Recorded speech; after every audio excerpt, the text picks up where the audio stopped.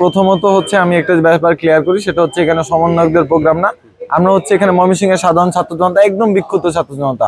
আমরা যখন দেখতে পাচ্ছি যে অন্তর্বর্তীকালীন যে সরকার গঠিত হয়েছে এবং সরকারের যে পরবর্তী পর্যায়ে যে প্রশাসন, সেই প্রশাসনের প্রতি আমাদের অনেক বেশি আস্থা এবং আমাদের এক্সপেকটেশনের জায়গাটা অনেক বেশি। কিন্তু আমরা বারবার দেখতে পাচ্ছি যে আওয়ামী ফ্যাসিস্ট যে ডামি এমপি খুনি শান্ত, উনি গতকালকে একটি ভিডিও বার্তার মাধ্যমে তার সন্ত্রাসী গোষ্ঠীকে মিছিলের নির্দেশনা দিয়েছেন, যেটি আমাদের শহীদের রক্তের সাথে বেইমানি বলে আমরা ধারণা করি। আমরা মনে করি এই যে তিনি কর্মসূচি ঘোষণা দিতে পেরেছেন, সেটা এই প্রশাসনের ব্যর্থতার কারণে হয়েছে। তাই আজকে এই প্রশাসনকে আমরা বলতে চাই যে এই প্রশাসন মুজিব কোড গায়ে দিয়ে আওয়ামী ফ্যাসিবাদের একটা সিম্বল হিসেবে এখনো কাজ করছে।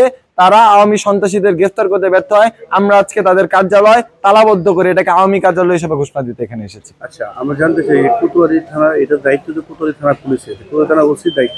হ্যাঁ, কোতোয়ালি থানা ওসির দায়িত্ব যেমন রয়েছে, আমরা মনে করি ময়মনসিংহের ডিবি থেকে শুরু করে এসপি অফিস প্রত্যেকের সমন্বয়ে এটা পরিচালিত হচ্ছে। আমরা দেখতে পাচ্ছি আওয়ামী সন্ত্রাসীরা বিভিন্ন জায়গায় গ্রেফতার রয়েছে, অল্প কিছু মানুষ, এবং তাদেরকে তাদের নেতারা বিদেশ থেকে ফোন দিয়ে এসে জামিন করায় দিচ্ছে এবং এর ভিতরে প্রশাসনে অনেকেই জড়িত। আমরা সেই প্রশাসনের একদম রাঘব বলদেরকে এখানে ধরতে এসেছি। আমরা জানতে চাই, তারা বারবার একটা কথা বারবার বলছে যে আমাদের বলদের সাথে কথা হয়েছে।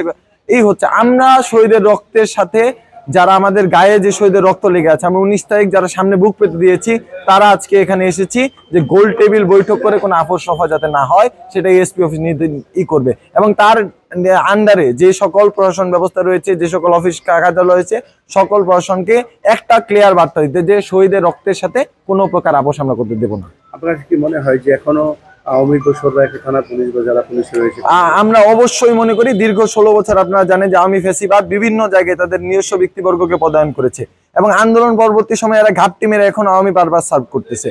নাইলে এই যে আন্দোলনের পরে, জুলাই অভ্যুত্থানের পরে আমরা তো দেখতে পারতাম গণহত্যার পরে, যেরকম 71 সালে গণহত্যার পরে যারা গণহত্যার সাথে জড়িত ছিল, তারা এই দেশে ঢোকার মধ্যে নৈতিক পরিস্থিতি তাদের ছিল না। তা আওয়ামী ফ্যাসিবাদের এখন রাস্তাঘাটে মরে মরে তারা যেভাবে শোডাউন দিচ্ছে, তা এই বার্তা দেয় প্রশাসনের সাথে তাদের একটা ভালো সখ্যতা রয়েছে এবং প্রশাসন তাদেরকে সুযোগ দিচ্ছে। এতে করে কি আপনি কোতোয়ালি ওসির সঙ্গে আমরা প্রত্যেকটা জায়গায় কথা বলেছি, আমরা ডিসি মহোদয়ের সাথে কথা বলেছি, এসপি মহোদয়ের সাথে কথা বলেছি, যারা ওসিদের তাদের সাথে কথা হয়েছে, তারা বারবার আমাদেরকে প্রতিশ্রুতি দিয়েছে এবং তারা বলছে তারা ব্যবস্থা নিচ্ছে, কিন্তু সেই ব্যবস্থা আমরা দেখতে পাচ্ছি না। তাই আজকে বিক্ষুব্ধ আমরা এই জায়গায় অবস্থান নিয়েছি, যেই পর্যন্ত না তারা কোনো দৃশ্যমান পদক্ষেপ করবে, প্রয়োজনে আমরা আমরণ অনশনের কর্মসূচির মধ্যে দিতে পারবো।